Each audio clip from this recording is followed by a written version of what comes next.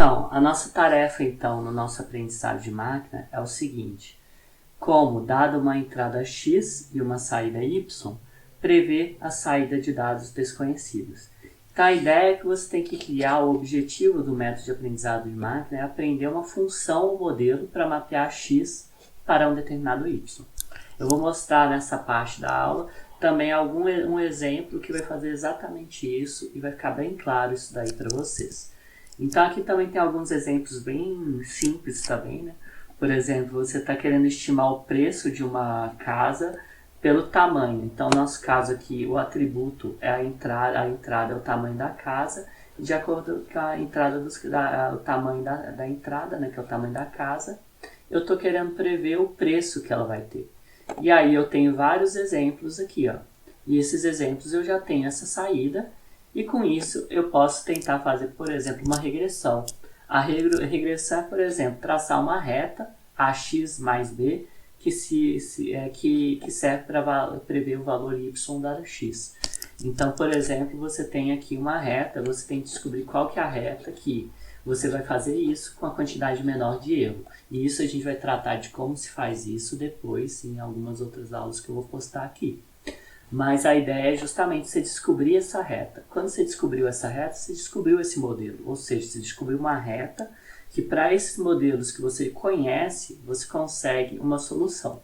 Para os outros modelos, lógico que você não precisa acertar todos, porque a gente vai falar muito sobre isso também em outra videoaula, mas é justamente uma reta é um modelo que está mapeando minha entrada, x, a minha saída, y. E com isso eu posso saber valores desconhecidos. Por exemplo, se eu tenho uma casa de 65 metros quadrados, eu venho aqui na reta e sei qual que é o meu preço dessa casa. Então essa que é a ideia por trás disso. Eu estou querendo mapear valores que eu descubro a partir de valores conhecidos, que aí eu já sei sua saída. Eu faço um modelo, que no caso aqui é uma reta, e aí eu consigo descobrir para valores desconhecidos também esse resultado. Então, assim, lógico que a gente, se tiver mais de uma entrada, a gente cria vários eixos. Aqui é mais fácil de visualizar, obviamente nem sempre isso é visualizável, porque às vezes não é 3D, etc, nem é 3D, tem muitas dimensões, mas mesmo assim, um método de aprendizagem de máquina é capaz de prever de alguma forma. Aqui você também teria uma classificação, né, que é mais uma ideia de classificação renda mensal. Então, por exemplo, você pode criar uma função aqui que você está falando que a renda mensal, lógico que aqui é um atributo muito pequeno, né? Só tem um atributo. Então, você está falando, ó, xx é menor que 4.000, aí você corta aqui entre x é menor do que 4 ou y é menor que 5. Então, aqui, à direita, você tem todo mundo que seria crédito aprovado e à esquerda todo mundo que tem crédito reprovado. Então, essa que é a ideia. E aí você vê que aqui a função pode conter erros, que aqui, ó, esses pontos aqui foram créditos aprovados, e esse daqui reprovados. Esse daqui foi uma pessoa que tinha o crédito aprovado, teria o crédito reprovado, mas eu estaria aprovando o crédito. Aqui o contrário. O crédito na realidade, eu aprovei esse crédito, mas meu método de aprendizagem de máquina não aprovou o crédito. E aí também tem aquela questão, não, você pode ter mais atributos, você não precisa de basear só na renda. Então aqui você pode fazer vários outros atributos, por exemplo, número de dependentes e renda mensal. E aí com isso você pode às vezes traçar uma reta. Mesmo assim, óbvio, pode ter erros, porque isso é um método de aprendizagem de máquina. A ideia é justamente essa. O método de aprendizagem de máquina são para problemas que um erro é tolerável. Se o erro não é tolerável, então não se usa aprendizado de máquina. Então, a ideia é justamente essa. Às vezes, você pode usar para um suporte à decisão, se você não quer tolerar o erro, mas mesmo assim, mas aí você tem que ter um método de aprendizagem de máquina que seja interpretável para entender por que está dando esse erro. Por exemplo, eu não quero me basear no método de aprendizagem de máquina para aprovar o crédito ou reprovar o crédito de alguém.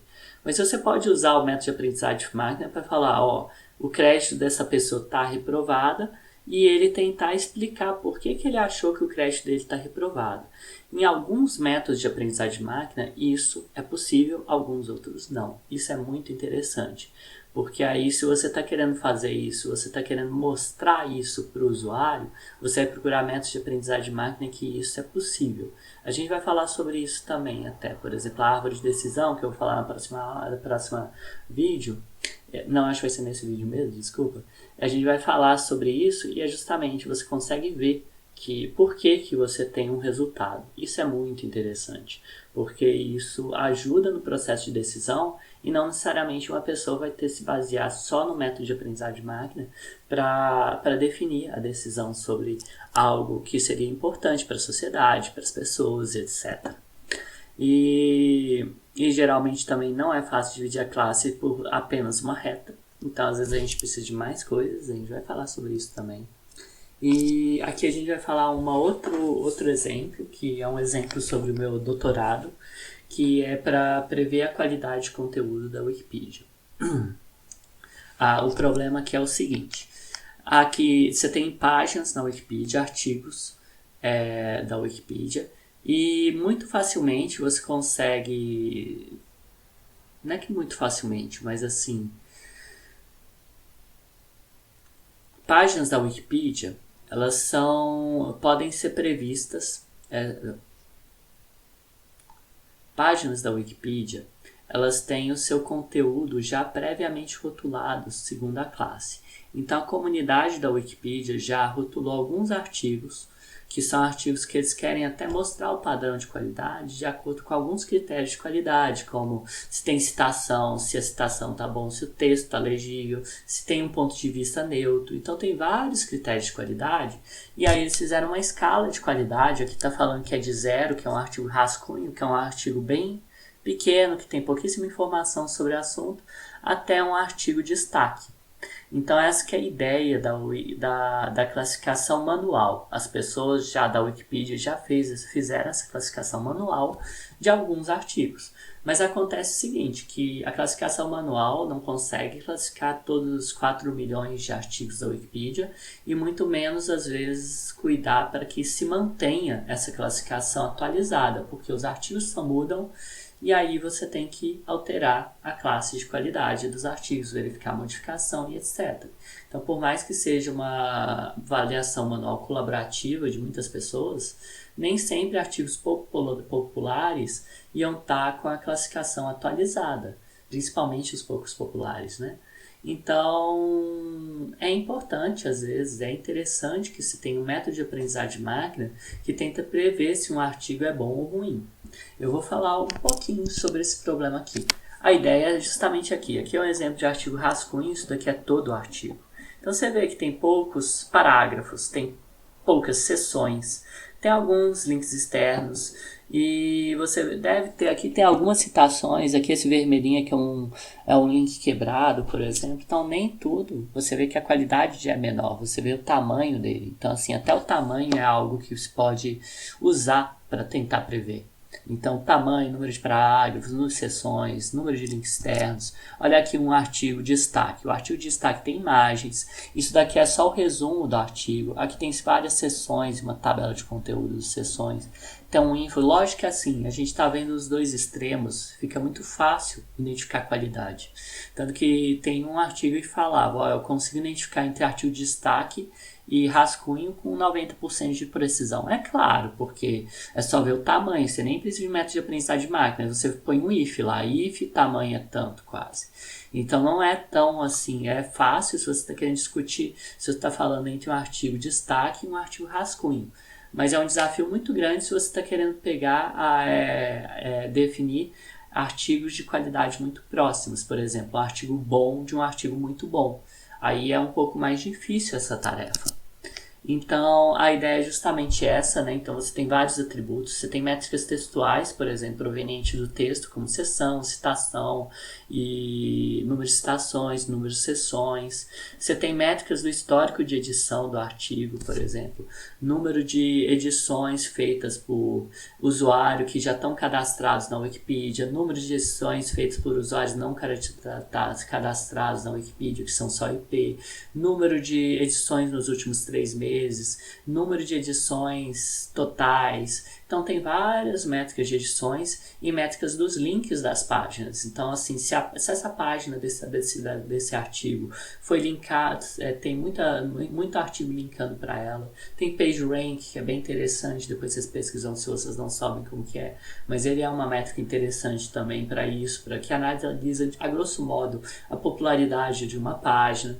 Então você tem várias outras métricas, tanto de texto, história de edição e links, para você conseguir definir se um artigo é bom ou ruim. A ideia da saída, ela parece muito uma classificação a princípio. Muitas pessoas modelam como classificação.